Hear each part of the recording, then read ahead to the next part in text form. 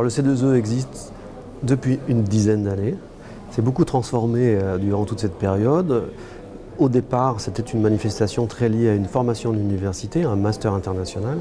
Et puis progressivement, tous les acteurs de l'éducation et de la éducation de notre territoire, à l'origine picto-charentais, aujourd'hui plus étendu à l'échelle de la nouvelle région Nouvelle-Aquitaine, tous ces acteurs nous ont rejoints et ont rejoint également pour structurer leur collaboration un GIS, un groupement d'intérêt scientifique qui s'intitule INEFA, Innover avec le numérique pour l'enseignement, la formation et les apprentissages. Et le C2E est devenu cette année la manifestation de ce GIS et a vocation à devenir la manifestation sur les thématiques de l'éducation de la nouvelle région Nouvelle-Aquitaine. Le C2E, c'est un événement qui a existé avant le GIS, mais qui implique quasiment les mêmes partenaires que ceux du GIS.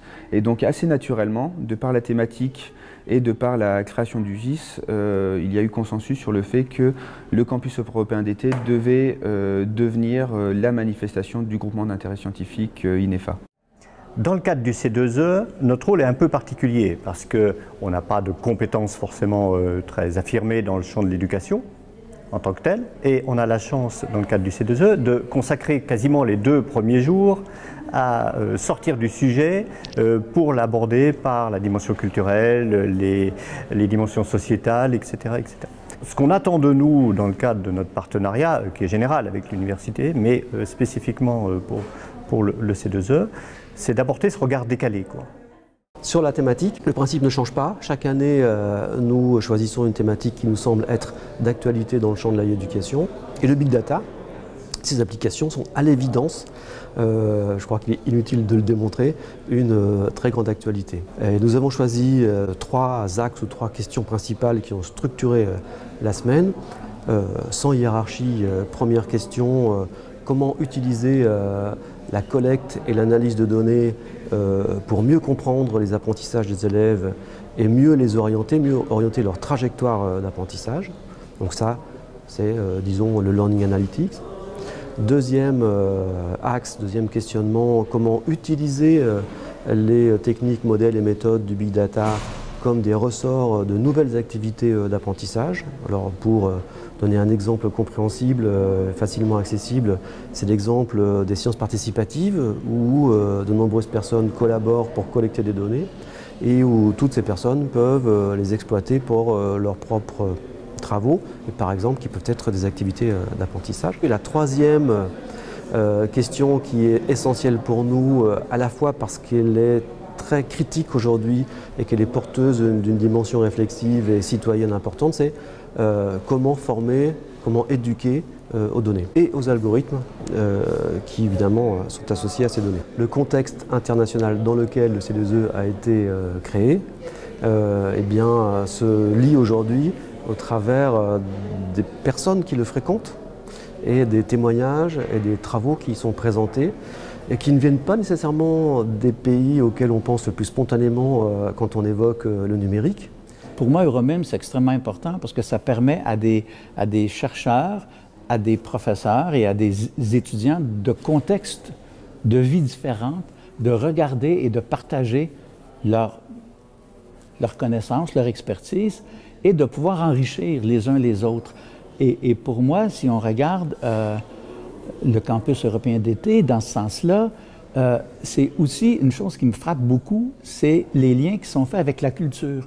La recherche isolée, qui n'est pas intégrée dans des situations réelles, sert bien peu. Et la pratique qui n'est pas réfléchie sert bien peu aussi. Donc, l'idée, c'est de mettre ensemble la recherche, les études universitaires et la réalité de l'entreprise, du populaire et de la culture en général, je dirais.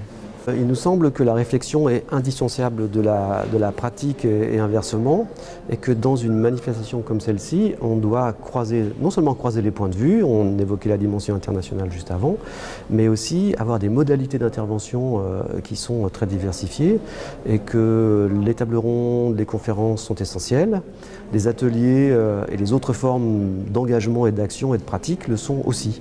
C'est pourquoi on a cette année organisé une crypto-parties par exemple, mais c'est aussi pourquoi on avait organisé le hackathon l'année dernière et un big datathon pédagogique cette année. On a eu la chance de pouvoir l'organiser avec un partenariat très élargi à Grand Poitiers, à l'AUF, à l'AIF et au groupe des ambassadeurs francophones en France, ce qui nous a permis d'accueillir à distance et en présence 72 équipes de toute la francophonie, avec des pays dont on peut penser peut-être assez spontanément et à tort que ce ne sont pas les premiers concernés. Le pays qui nous a envoyé le plus grand nombre d'équipes, c'est Madagascar. Ce qui se passe actuellement durant la semaine du campus européen d'été, c'est un atelier d'accélération avec les 6 équipes qui ont été sélectionnées lors du hackathon, du Big Datathon du mois de mai. C'est-à-dire qu'il s'agit d'aider les équipes en 3 jours, dans un temps très très court, à partir de l'idée qu'elles ont eue et qui a été sélectionnée lors du Big Datathon, de transformer cette idée en un projet. Parce qu'on pense aujourd'hui que non seulement il faut que les données massives, les big data, eh bien on s'en empare et qu'on les comprenne.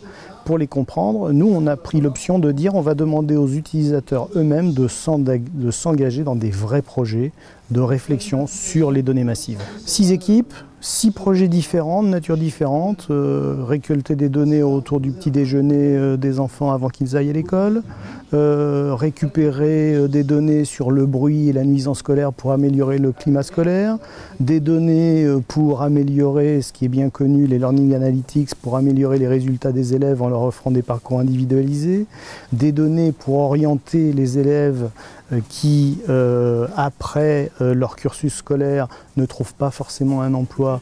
Dans certains pays, c'est encore plus important qu'en France. L'orientation n'est pas forcément bien adaptée au cursus scolaire.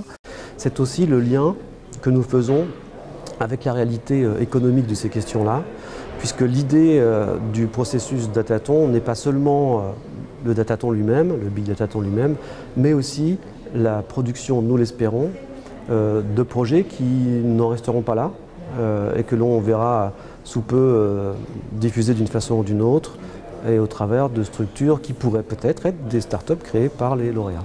Bon, nous avons la chance d'être dans une région à dominante rurale et qu'ici on peut se connaître très facilement et si on a envie de collaborer et de travailler ensemble, c'est vraiment très simple. Et voilà des années que nous travaillons ensemble et que nous cherchons à structurer nos collaborations. Nous avons plusieurs outils formels pour le faire depuis peu.